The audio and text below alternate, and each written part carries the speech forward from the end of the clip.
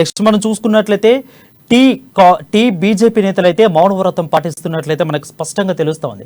అధిష్టానం నుంచి పిలుపు వస్తూ ఉంది, వెళ్తా ఉన్నారు, మాట్లాడుకుంటున్నారు, వస్తూ ఉన్నారు. బట్ ఏమవుతుందా అనేది వెలికి కన్ఫ్యూజ్ గా మారుతా ఉంది. అయితే ఇక్కడ పార్టీని వీడేది లేదంటూ ఈటెల రాజేందర్ అయితే స్పష్టంగా క్లారిటీ ఇచ్చారు. నిన్న మొన్న కూడా మనం చూసుకున్నాం, కాంగ్రెస్ లోకి వస్తారా రారా అయితే చూస్తా ఉన్నాం. సో నెక్స్ట్ మనం చూసుకున్నట్లయితే టీఆర్ఎస్ నుంచి అయితే మహారాష్ట్రకైతే భారీగా మహారాష్ట్రను భారీగా టార్గెట్ చేసినట్లయితే తెలుస్తా ఉంది. ఎందుకంటే మహారాష్ట్ర బోర్డర్లో ఉంది అని అయితే స్పష్టంగా చెప్తున్నారు. అక్కడ రైతులు ఎక్కువ మంది ఉన్నారు. రైతులను ఉద్దేశించి మనం ప్రసంగించాలి, రైతులు మనం ఆకట్టుకోవాలి, రైతుల ద్వారానే మన ప్రభుత్వాన్ని ఏర్పరచుకోవాలని అయితే కేసీఆర్ టార్గెట్ చేస్తూ ఉన్నారు. దాదాపు దేశంలో ఇన్ని రాష్ట్రాలు ఉన్నా కానీ టీఆర్ఎస్ బీఆర్ఎస్ గా మారిన తర్వాత కేవలం మహారాష్ట్ర మీద ఎందుకు టార్గెట్ చేశారో తెలుసుకునే ప్రయత్నం చేద్దాం. రాజు లైవ్ లో అందుబాటులో ఉన్నారు. రాజు, చెప్పండి, ఎందుకు కేసీఆర్ ప్రత్యేకంగా మహారాష్ట్ర పైన దృష్టి కేటాయించారు? ఎందుకు మహారాష్ట్ర పైన స్పెషల్ ఫోకస్ ని పెట్టారు?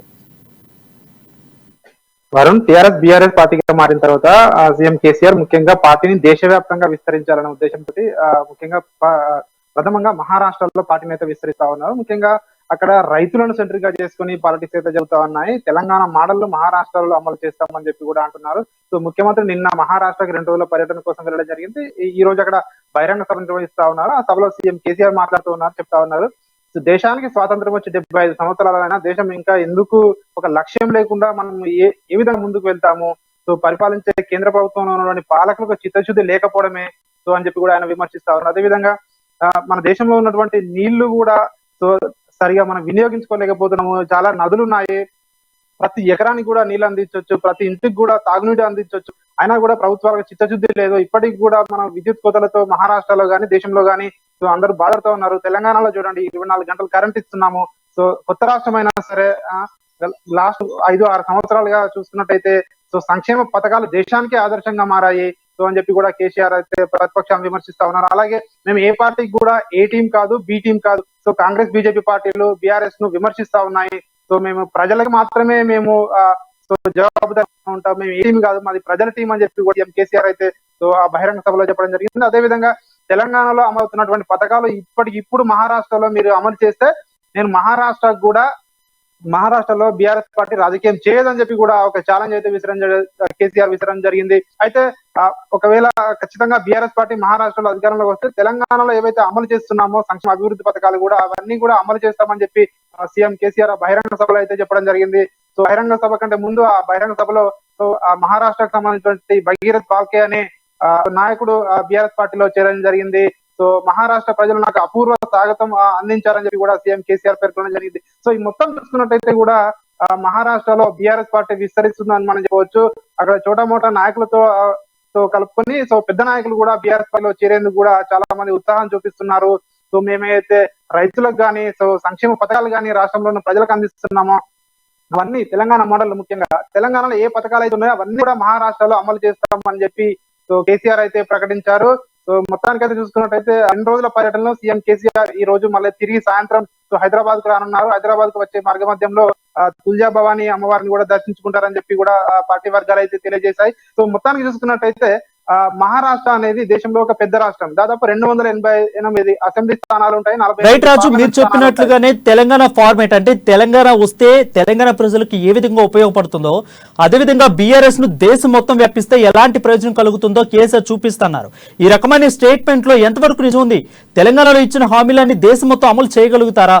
ఒకవేళ చేస్తే నిజంగా ఎలాంటి పరిణామాలు వస్తాయి? వరుణ్, మీరు అన్నట్టు తెలంగాణలో అయితే ఇప్పుడు అన్ని కూడా కేసీఆర్ పెట్టిన పథకాలన్నీ అన్ని గ్రౌండ్ లెవెల్ కు అందరికీ అందాయంటే సో అది అందలేదనే చెప్పాలి. కాకపోతే పథకాలు అయితే ప్రవేశపెట్టారు, కానీ దాని యొక్క అమలు మాత్రం అందరికీ ఇంకా అందని పరిస్థితి ఉంది. కాకపోతే ఆ పథకాలను మాత్రమే దేశవ్యాప్తంగా ప్రచారం చేస్తున్నారు సీఎం కేసీఆర్ అయితే.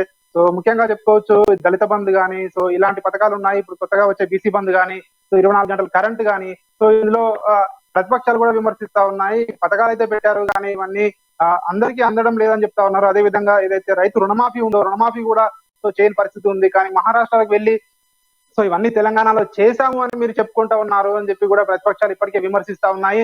సో ఏది ఏమైనా కూడా సో ఇక్కడ ఈ తెలంగాణ మోడల్ అని చెప్పి కూడా విస్తృతంగా అయితే మహారాష్ట్రలో సీఎం కేసీఆర్ అయితే ప్రచారం చేస్తున్న పరిస్థితి అయితే ఉంది. వరుణ్, అట్లయితే ప్రత్యేకంగా మనకు కనిపిస్తుంది. దాదాపు పండరీపూర్లో జరుగుతున్న జాతరలో దాదాపు 30 లక్షల మంది రైతులు దీంట్లో హాజరవుతారన్నట్టు తెలుస్తుంది. ఈ రైతులను ఉద్దేశించి ప్రసంగించే అవకాశాలు కూడా కనిపిస్తున్నాయి. సో 30 లక్షల మంది రైతులు అంటే మామూలు మాటలు కాదు. సో రైతులను ఆకట్టుకునే ప్రయత్నంగా చేస్తున్నారు. ఇది వర్కౌట్ అయిద్దా ఖచ్చితంగా? వరుణ్, అయితే వర్కౌట్ అవుద్దా లేదా అనేది ఇప్పుడే చెప్పలేము. ఏంటంటే రైతులను ఆకర్షించడానికి మాత్రం కేసీఆర్ కొనసాగుతా ఉంది.